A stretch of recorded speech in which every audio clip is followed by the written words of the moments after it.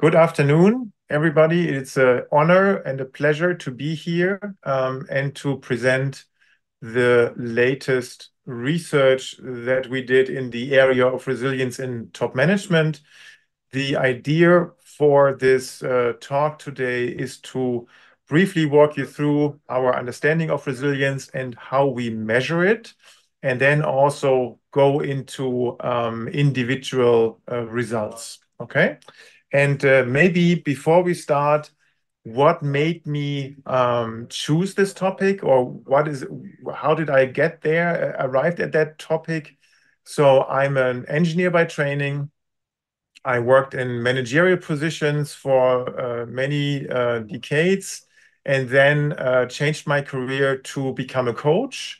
And along these lines, I also decided to become a psychotherapist and work in a clinic. So a total change of career. And one of the topics that fascinated me is really the topic of how humans deal with adversity, with tough times, and sorry for the dog barking in the background. This is a bit of a resilience challenge I'm having right now. But let's see if we can continue. Just 1 second.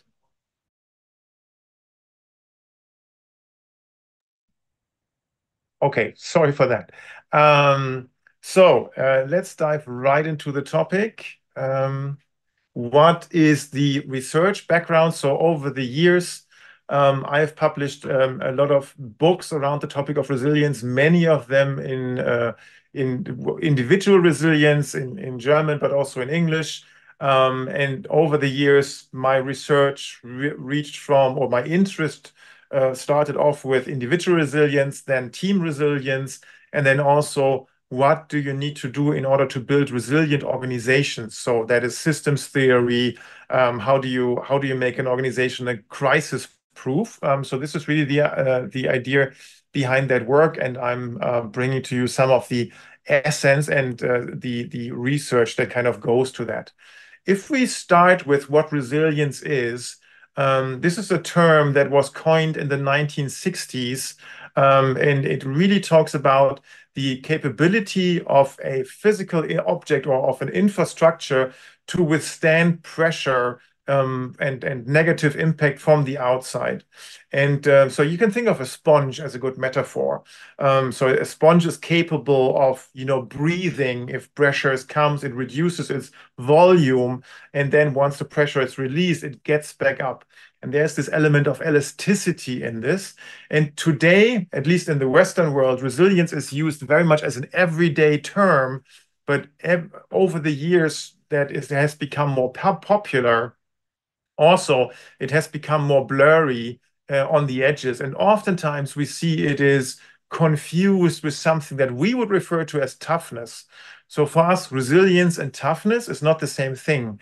Toughness has this rigidity to it, like a brick, right? You cannot push a brick, it would stay in the same shape. And you can throw a brick against the wall, but once it breaks, it's broken forever. Whereas, if you have that elasticity built in, it's more the idea that you can react to pressures in a more elastic way. And this has, over the many years of research, has then moved over into the world of psychology and sociology and system theory. And that's really the topic for today. If we look at the resilience of individuals, three main concepts play a role. The first concept is the concept of traits. So a trait is a personality characteristic that is stable over time. What do I mean by that? It starts with which hand are we holding a pen, right? So I hold it with my right hand. I could write with my left hand. It just would feel clumsy. It wouldn't look good, and it would take me much longer. It would take me much more energy. That's the idea of a trait. A trait is something that we are pre-wired to do. So what are traits in the world of psychology? Think of extroversion, introversion. That is a trait that everybody kind of knows, right? An extrovert is a person that gets energy from being with others, likes to be out there, likes to socially interact with others. A person that is more introvert values silence, values time to think, solitude, right? So that would be one. Another trait that is important in the area of resilience is the need for emotional stability. So the need for emotional stability means, to which degree do I like to be challenged? Do I like to be maybe leading a group and be criticized and standing in the wind, standing on stage all the time? Whilst on the other side might be, I like to be in the second row. I don't like to be criticized. I don't like to be challenged. I like to be in a harmonious environment where everybody likes me. That would be on the more sensitive side. That is the need for emotional stability. That's a trait. And then a third trait that is relevant here is the openness for new experiences. So how open are we to changes in the environment that come our way? What do we do there? And that would be this originality or openness to new experiences. Traits are roughly 50% genetical and 50% determined by our upbringing, by the first 7, 8 years of our lives, the so-called imprint phase. So that's number one. That would be trait, okay? Then we have habits, the blue wheel, the blue traction beam. So blue habits are behaviors that we have cultivated over the years to make it a second nature for us. What do I mean by that? For example, if I feel irritated, there's a habit. If I'm at home, I will take my dog, I will go for a walk and calm my thoughts and look at something else. Or I have a habit of doing sports on a regular basis. Some might have a habit of doing meditation, of writing a journal, of talking to a close friend on a regular basis, that you exchange really important, meaningful things with this person, right? That will be habits, behaviors that are becoming second nature to you and that you have actively in your repertoire.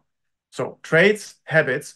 And then we have the third element, and the third element is state. State you can translate with life satisfaction. So how is my life satisfaction looking like? And obviously, that is determined by many things. It is determined by the outside, what is happening in the outside, how are the economic conditions, how is my company doing, how's my family doing, do I have conflicts with people that are close to me? That all has an impact on my inner well-being, on my resilience.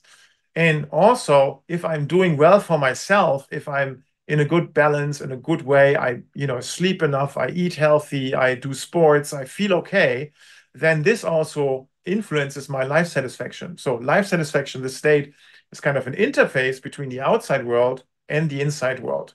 So these are the basic ingredients of resilience on a very primal level, on the level of personality psychology. Now, the question is a little bit of a thinking exercise. Assuming you in your role are under severe pressure over many weeks, many months, okay? You're tired, you're exhausted, things go wrong, you're in not a good space, right? Which of the three become dominant? Okay, think of it a second for yourself. What would you say? And the answer is it is traits. Why? Our traits are with us the longest. They are basically hardwired into us, 50% genetically, 50% because of our childhood, and we have been running these traits for a long period of time. So if I'm extrovert, for example, I cannot decide from tomorrow on I will be an introvert. That just doesn't work, right? We cannot formally decide that, right? So when we are under pressure, our resilience or what we do is very much determined by our traits.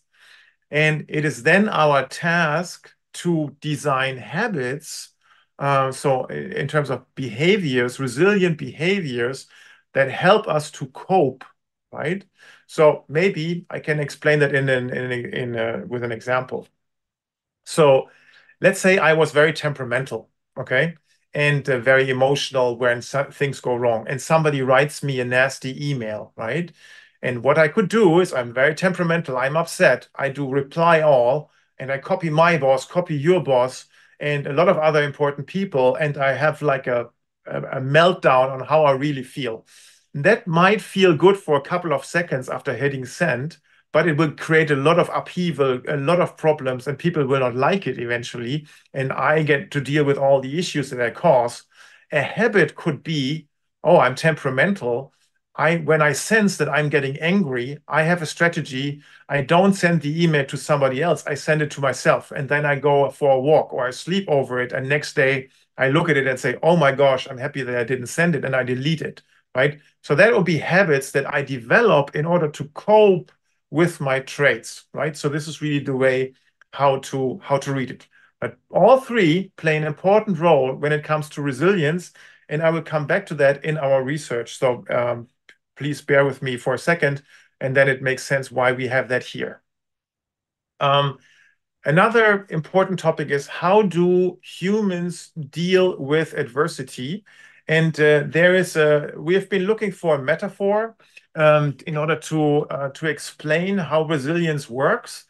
And we came to a very good metaphor in a building. And this building is actually Taipei 101. Why? Because it used to be, until 2009, the highest building in the world. It is in an earthquake zone. It has a lot of earthquakes, and it stabilizes itself by a pendulum that sits, or that is a 660-ton pendulum sitting on hydraulic cylinders. And whenever there's an earthquake, and there's about 40 earthquakes every year, higher than 6 on the Richter scale, so pretty significant, that pendulum swings and it stabilizes the building because the hydraulic cylinders dampen the amplitude, and eventually it gets to a still stand, and that has stabilized the building ever since it's been built over many, many hundreds of earthquakes it has to endure over that time.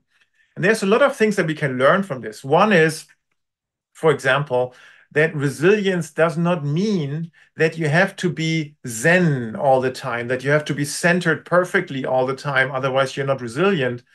It's actually quite the opposite. Resilience means that when you're not centered, when your inner pendulum is swinging, what do you do to center it again? And these are the resilience strategies that are becoming part of your behaviors over time, and that leaders have to cultivate in different ways, shapes, and forms. So how do leaders typically deal, and for that matter, humans, how do humans typically deal with crisis? So what we see here is we have a standard level of performance, so that will be the vertical axis, and we have the factor time. And what we see here is we all start off with a level of status quo somehow, and that status quo simply says, this is my level of focus, my level of intelligence, of creativity, of executive decision making that I bring to bear at that point in time, right? And it's around the status quo. And then a crisis hits. And a crisis is defined as something that is bigger than a problem, right? A problem I can solve. Everybody solves a lot of problems every day, smaller, medium, large, but we all do that. A crisis is something that is bigger. It's unforeseen. It's bigger in dimension or in longitude, right? In severity. And when we are, and if we perceive it as a crisis, that is determined in our brain, right? There's nothing in the outside world tells us this is a crisis. We make this a crisis because we feel overwhelmed. That's the predominant factor of a crisis, that you feel overwhelmed. And that level is different for different people, right? And what happens when we are overwhelmed is that our brain emits a lot of adrenaline, noradrenaline, and other things, other chemicals that do a couple of things. One is it activates our limbic system, the home of our emotions. It activates our flight or fight or freeze response. And it also hampers the executive function, so the neocortex, which is the home of our logic, of our intelligence, of our analytical skills. So we feel a lot. We have, a tendency to fight, flight, or freeze, and we can't think really clearly. And this is the characteristic of this performance drop. So now we are in the valley of despair. We don't feel good, right? It's not a good place to be. And from here, there are three possible ways up. or possible ways forward for that matter. The first one is not up. The first one is staying down. It's permanent damage, depression, anxiety disorder, job burnout, post-traumatic stress disorder are many names we have developed for that. That's a permanent damage. Over time, we can climb back up to recovery, meaning we reach a certain level of performance back. But there is a fascinating third option, and this is called in medicine post-traumatic growth. So the growth that comes on the tail side of a trauma, aka crisis. Okay. So in other terms, there is the opportunity to grow from a crisis. And how do you do that? And that doesn't mean that that it doesn't touch us, or that if it's a health issue that we don't get sick. It doesn't mean we are Superman, Superwoman. What it means is mentally we can process this in a very good way. And there are three ingredients that we know from research that contribute to this inflection point to choose one of the green paths to recovery. And that is to accept the situation, to accept that this is a crisis, that we might need help, that we maybe cannot solve it alone, and that this feels bad and is painful. It is also the process of what can we learn from this? What does this tell us about ourselves? What is something that we should do different next time? And then also decision, what do I do now? How do I get out of that bad situation where I feel bad? What's a mental decision that I need to make in order to move forward? And again, that doesn't mean that the bad thing hasn't happened to us, but it's like a leap of faith that I put myself out there, that I take a risk in order to grow and to develop forward. And that can take many weeks or months until this actually creates a better situation for ourselves, right? So this is the nature of how resilience works, if you want. When we say we bounce back by going onto that path to growth or to recovery. And how do we do this? By resilient habits, by thinking processes, by activities that we consciously choose to do. So that's a key element of how we actually go through crisis individually. Okay, this being said, that's all important to understand for the research, because now what we are doing is we research what makes people resilient. And for that, we have developed a model. It's the Spheres of Resilience model, or the FIRE model, as we call it. FIRE stands for Factors Improving Resilience Effectiveness. And what we have done here is with a lot of research from the medical world, the psychological world, the biological world, the brain research world, the mindfulness work, we have come to identify different factors that play a role in strengthening our resilience going forward.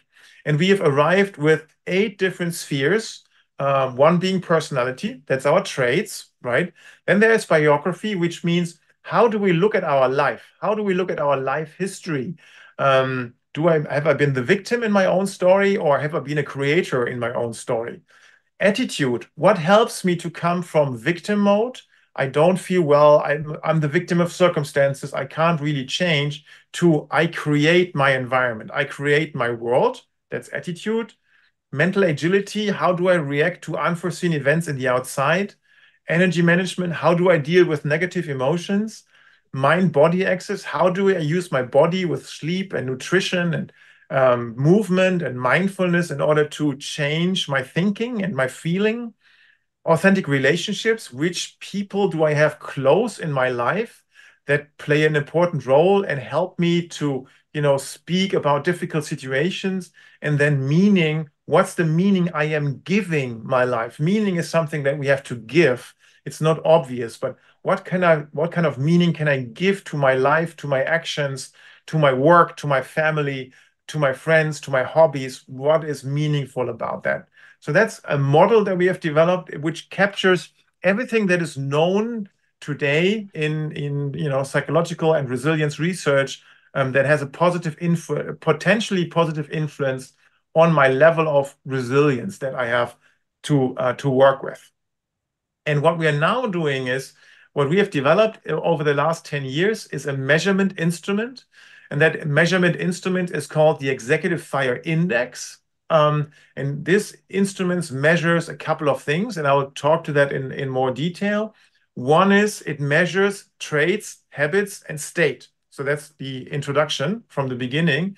So how is my resilience based on my traits? How is my resilience based on my habits? And how can I quantify my life satisfaction right now?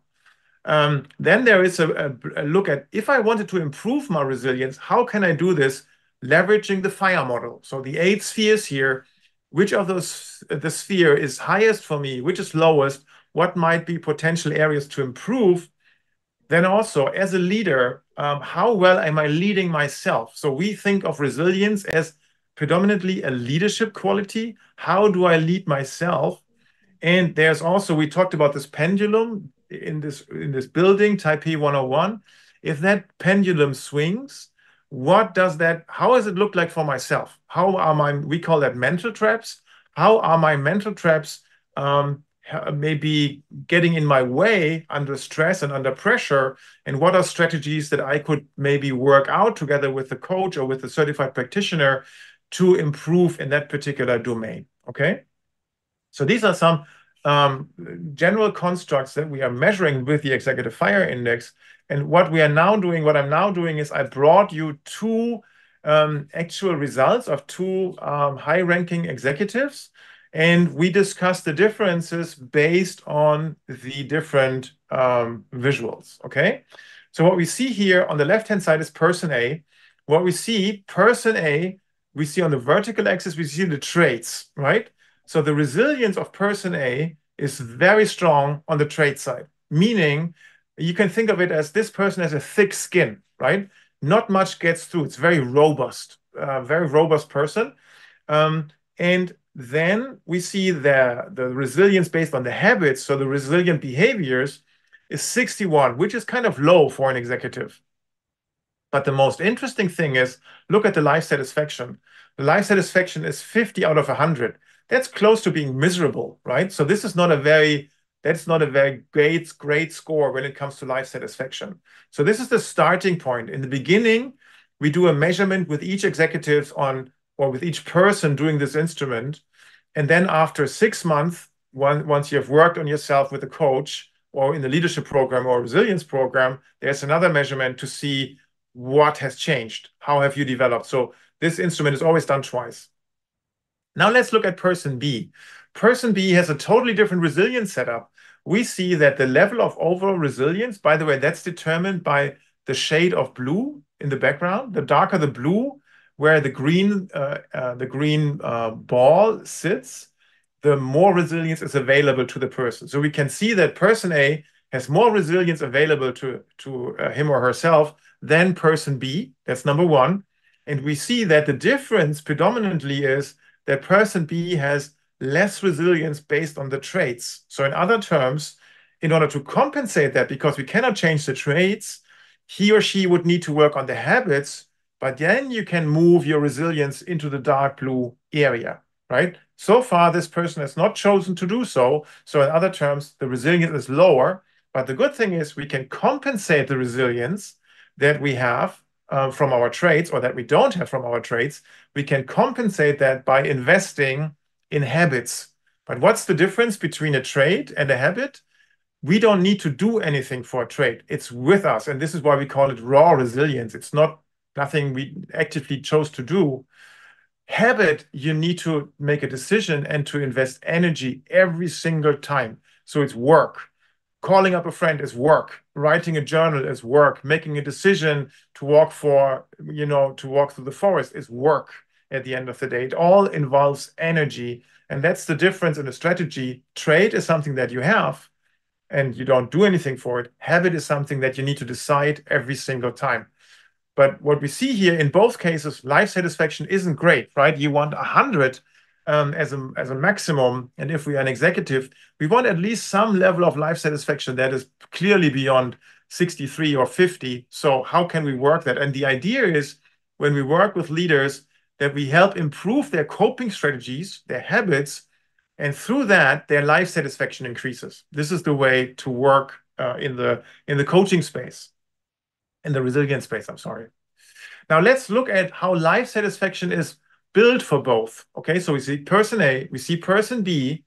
Person A, what we see here is the life satisfaction very much comes from the physique, right? So the body, the health, how well do I feel in my skin, right? That is physicality. That plays an important role.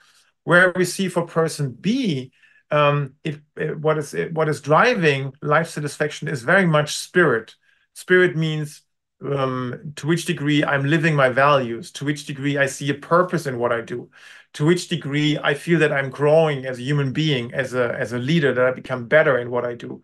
So we see also here in both persons life satisfaction, even though the score overall looks pretty, 50 versus 63 is pretty much the same ballpark. But we see if we go one level deeper, it is constructed in a totally different way. Physicality versus spirit as a driver. Let's continue. What else can we learn about both people, about both persons? What we see from person A now, this is the next part. And here we measure the score against each sphere. So in other terms, how are the coping mechanisms developed for each individual in this fire model of resilience? And what we see here, the shapes are kind of similar, right? They're not too dissimilar. What we see is there's a strong difference in energy management. Now, let me explain again, what does energy management mean? Energy management is the capacity that we have developed, or the muscle that we have developed, to deal with negative emotions. So when we are angry, sad, unsure, when we feel ashamed, how do we constructively process these emotions in a way so that we can turn them into something more positive? And what we can see here is person A has less of a muscle there, whereas this person B has a very strong muscle here. And what do we remember? What is different about both persons? Person B had way lower traits. So in other terms, much less of a thick skin. It's more of a sensitive person. So in other terms, a lot of impulses from the outside that are typical for a leader role come and hit the core, meaning they bring this inner pendulum to a movement. If you get criticized, if you have negative feedback, if people don't follow your lead, all that kind of stuff, that is actually something that person B takes very close to heart, contrast to person B. And hence, person B has developed that muscle of energy management much, much more in order to balance himself or herself to an equilibrium, like a standstill pendulum. So this is where, when we connect the dots, we can see pretty much a picture of how the resilience of a person is working, and also if that person wanted to improve resilience, what they would need to do, right? So this is the idea behind that. Another thing that we measure here is the resilience continuum. So resilience continuum means, how effectively am I leading myself? How effectively am I leading my inner world? And what we see here is, in both cases, the blue ball is in the middle, is in the resilient field. But if we look a little closer, we see that person B is actually moving more towards toughness, is leaning more towards toughness, meaning in an adverse situation, that person would most probably be somebody who is not taking good care of himself or herself, and would be a role model that shows his people, look here, this is what I'm doing. I'm toughing it through. I'm toughing it out. I'm not taking good care of myself. I want you to do the same. This is the role model effect, that whatever we do is much more looked upon as what we say. And if I'm tough on myself, that means this is the role model that I'm giving to my people, that this is what I expect them to do. And this is a subconscious message that kind of reaches them, right? So these are some core concepts. And let me close with the last one here. Again, the same two persons. What are the mental traps looking like? Okay, so when a person is hit by adversity, how is that pendulum swinging for that person? What we see here is the thing that becomes visible in an adverse situation is that unprocessed memories play a role. Okay, so we have different areas here. We have distorted reasoning, which means my executive decision-making function is influenced by my emotions. We have denying responsibility, which means I'm in victim mode. I don't take responsibility for my actions. Everybody else is guilty, but not me. We have unprocessed memories, meaning there's things in my past that I get triggered to kind of remember when that current situation happened, that went south. And then there is circular thinking, rumination, being an unproductive thinking process where I'm thinking the same thing over and over again, right? Those are four of many, many, many different mental traps that we look into. And what we see here is the signature is very different. We have unprocessed memories for person A, and we have circular thinking and distorted reasoning for person B. So even the pendulum looks different. And now for each of the two persons, a way to more resilience is very individually different because simply the makeup of resilience is very different, right? So this is what we can say here based on the research that we're doing with our measurement instrument. And what we have now done is that we have taken a sample size of over 500 profiles of executives. We can see here the distribution across different genders, career level, industries, nationality. And obviously, this has a strong bias for the German-speaking region. And we need to repeat that on a more international fashion, but you have to start somewhere. And so what can we say here now from this research? So what we see here is, for example, that the resilience between male and female leaders is differently built, okay? So both have the same level of resilience available to them, but what we can see here is that male leaders base their resilience much more on their traits, on their raw resilience, and they have a less pronounced habits that they have developed over time. Female leaders, however, have lower values on the trait score, but they have higher levels on the habit score. And what does that mean? In essence, male leaders have higher traits, and which traits are here important? Extroversion, openness for new experiences, and low values for need for emotional stability.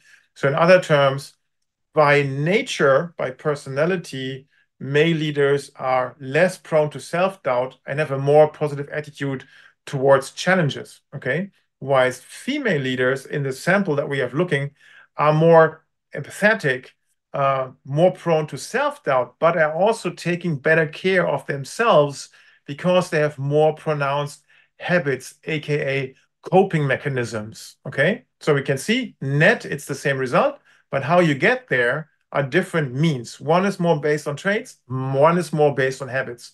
And that's important if we look at the next ones.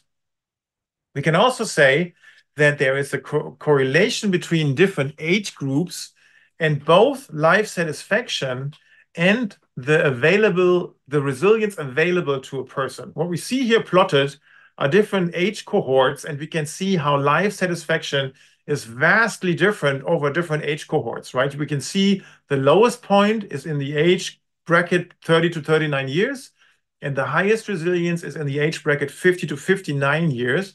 And the resilience curve is pretty similar to that. So we can see it's a function that is definitely not a straight line, and it develops with age, but it also develops with career position, career level.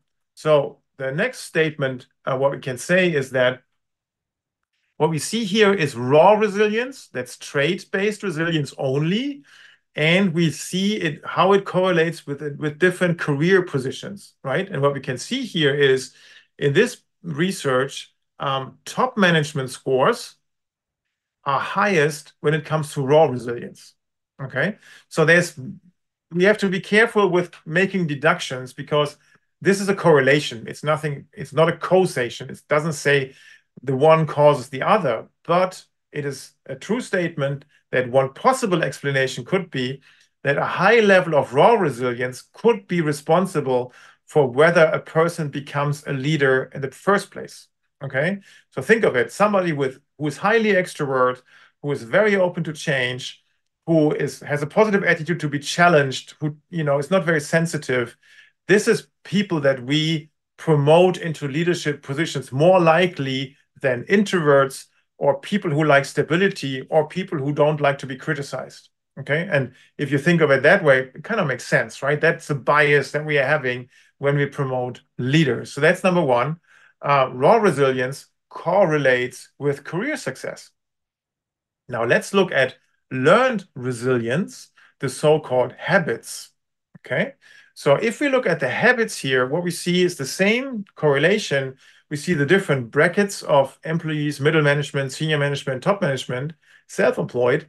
And we see also how learned resilience is developing. So remember, learned resilience means habits.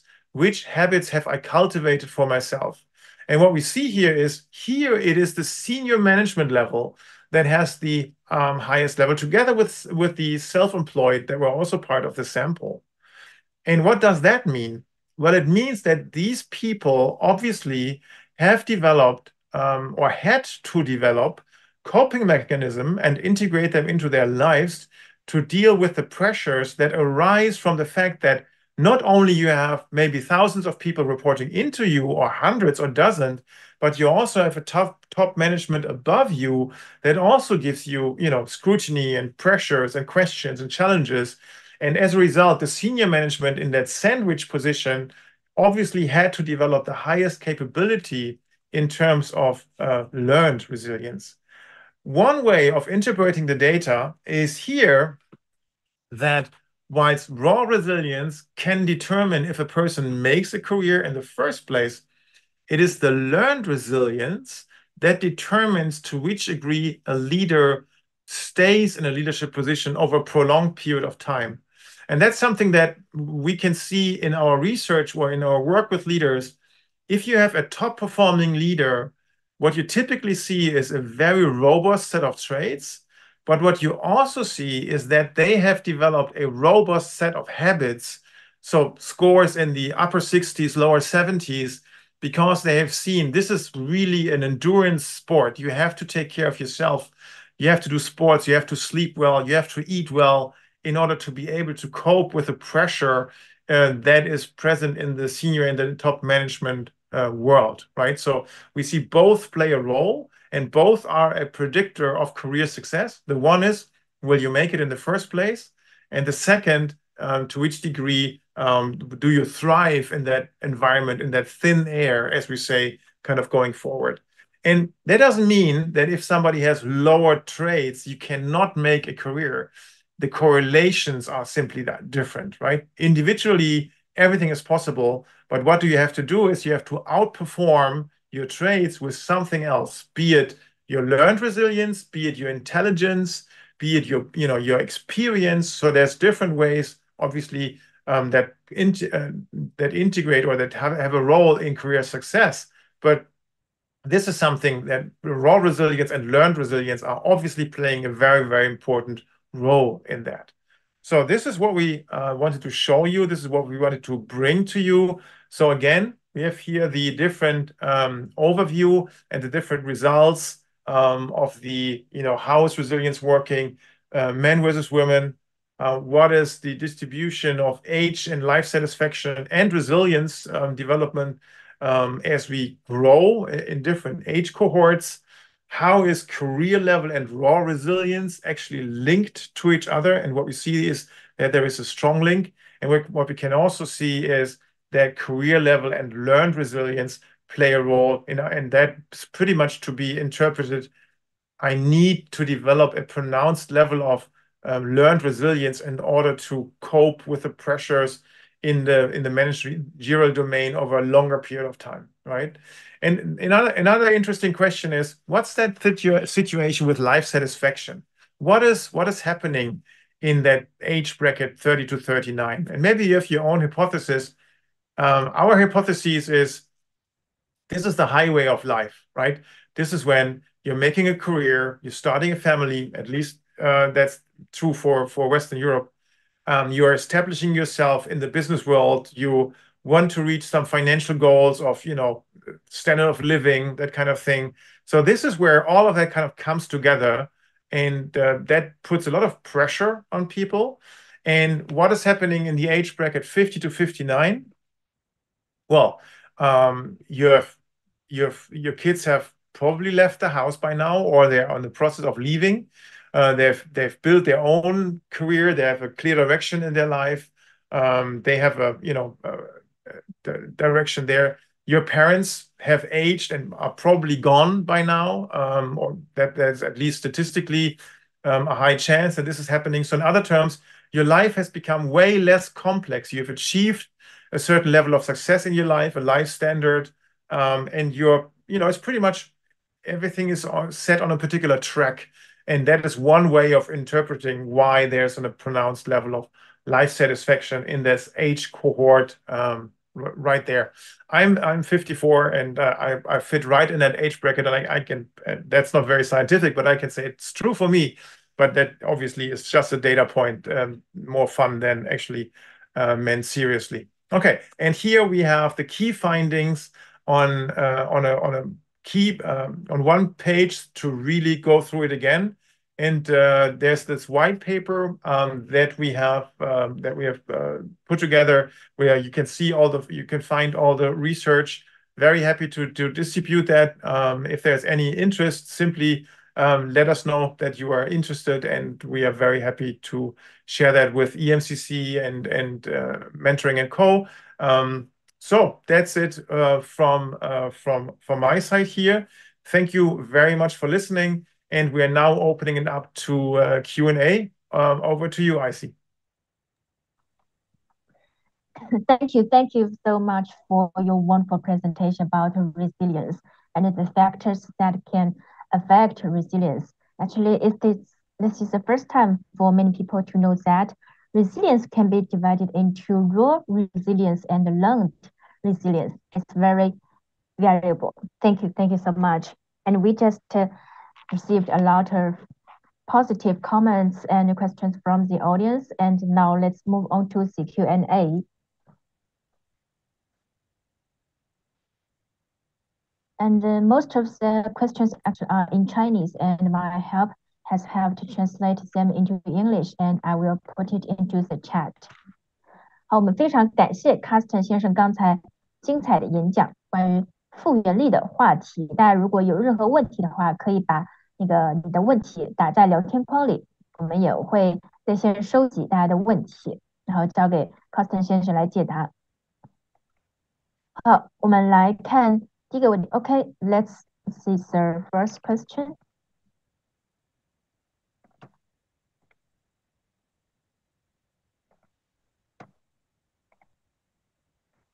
The first question is how to strike a balance between raw resilience and learned resilience. Yeah, great question. So in the leadership domain, what we see is, so our initial hypothesis was, if a leader has a high degree of raw resilience, they probably don't feel the need to invest in their learned resilience. And we found out that this is not true for very successful leaders.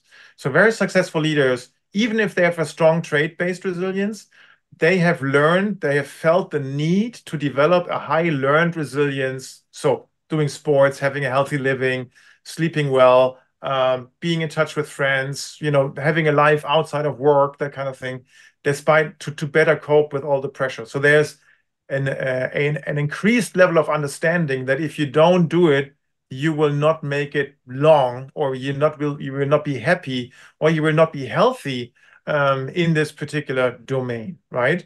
What we've also thought is people with relatively low values on raw resilience will not make a career. We also saw that this is wrong either.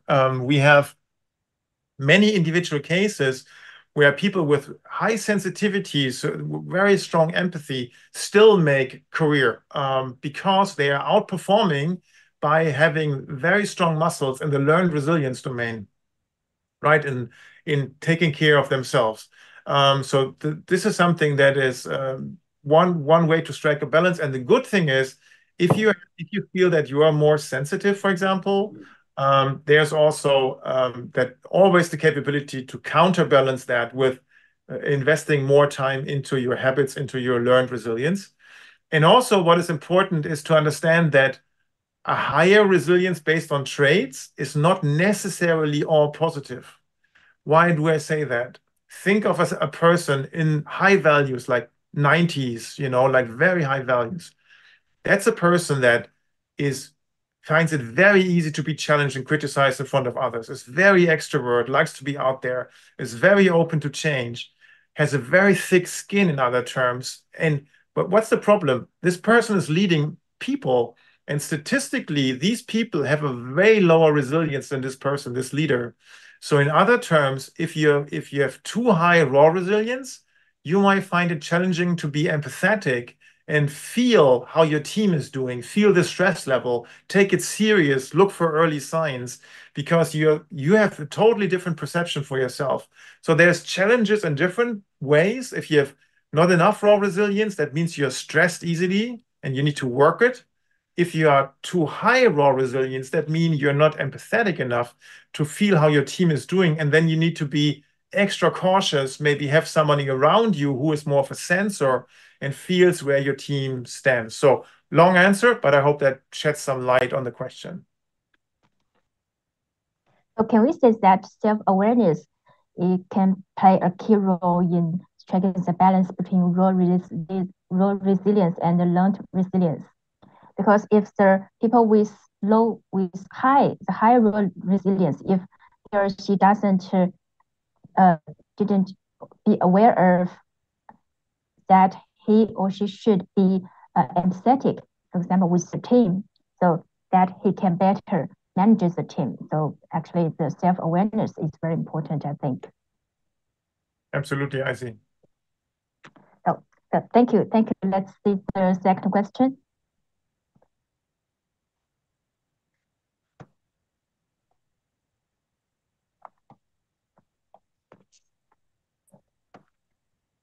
Yeah, the second question is, have any special performances in resilience been observed among leaders in certain industries or specific positions?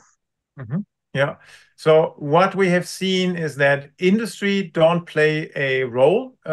So far, we couldn't correlate or we couldn't make any correlations between which habits are very pronounced amongst individuals, amongst leaders in different industries.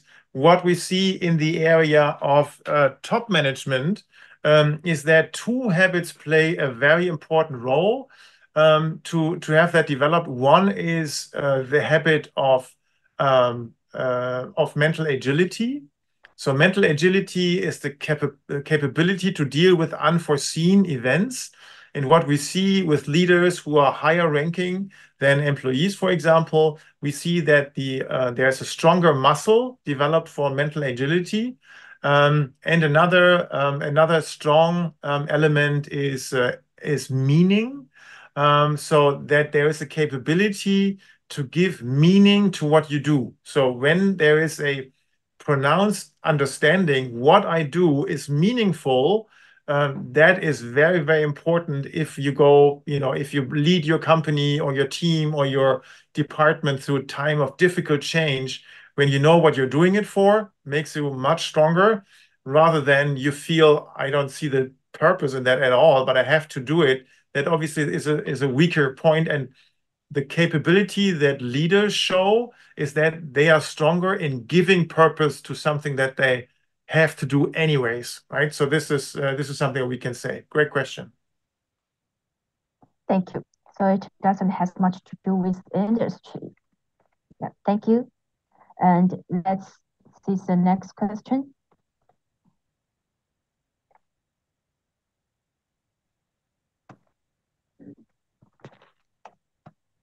How does self-doubt affect a leader's resilience and how can it be overcome? Mm-hmm. Yeah. So self-doubt is something that we see in the mental traps and in the traits. Okay. So self-doubt correlates to a high need for emotional stability, right?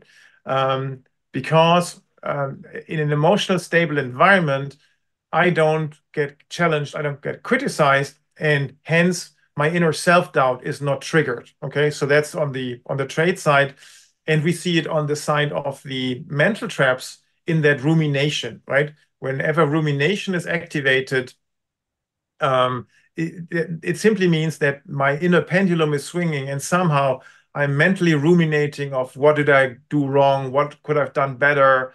Negative self-talk, right? All of that goes over in circles. And how to develop more self or less self-doubt, or what's the opposite of self-doubt is self-confidence, right? How do I develop more self-confidence? There's different techniques. One is, for example, what we when we work with leaders is to have a journal and to journal on a daily basis what are key things that I did really well today. What are good decisions? What were good interactions? What were good leadership impulses? What was a meeting that was facilitated really well? What's an important meeting with stakeholders that I really did in a good way, and then write that down. And over time, what you are getting is a database of points where you actually did great, and you still have that negative self-talk, but you have now something to hold against it. What you now have is data. So the process is to convince yourself that when negative self-doubt is happening is, yes, I hear you, I hear that voice, but look at that.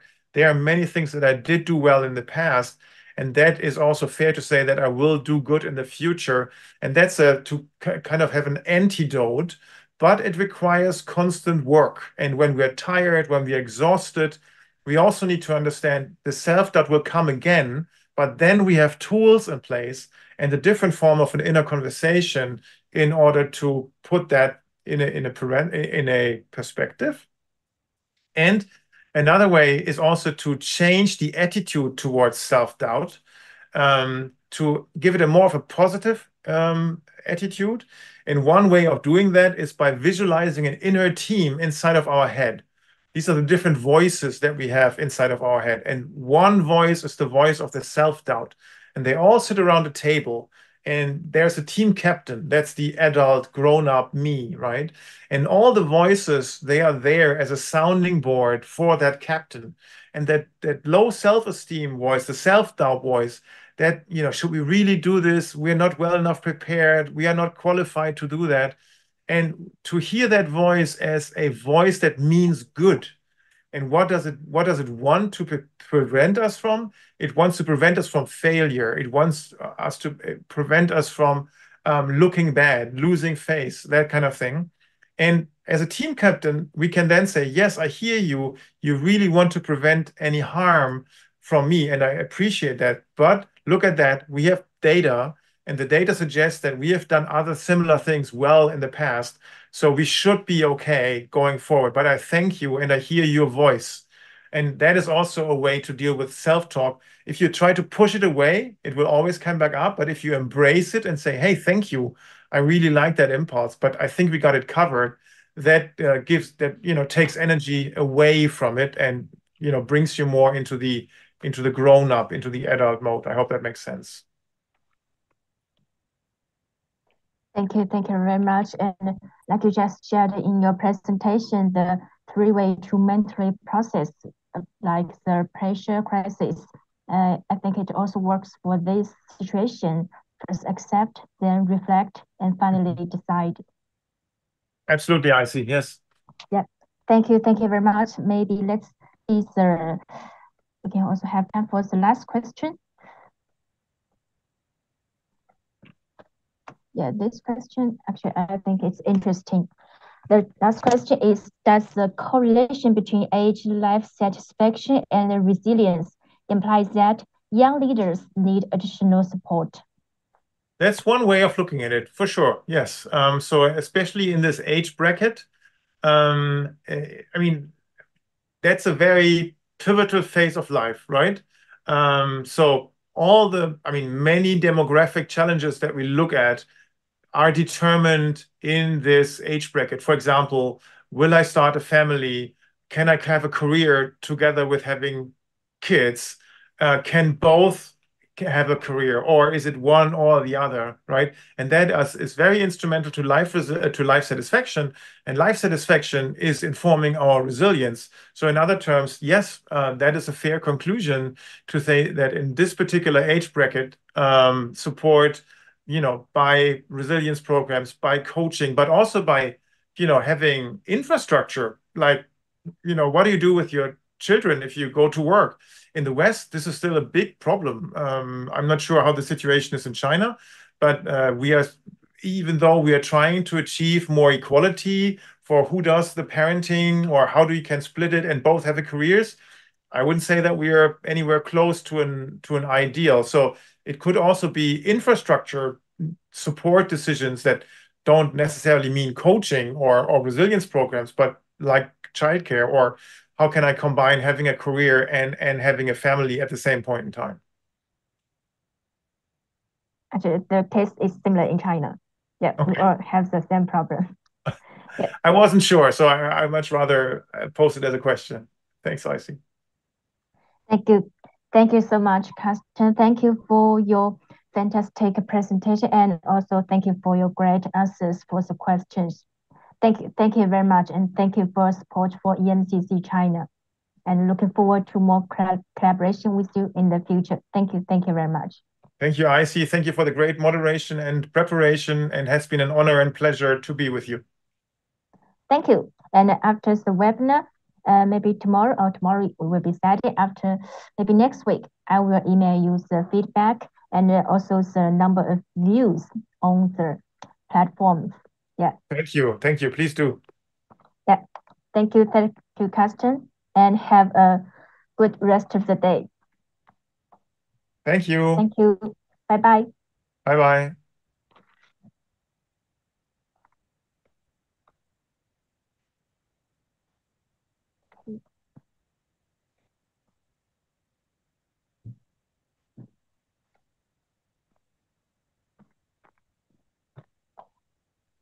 好，我们非常感谢 Karsten 先生刚才精彩的演讲。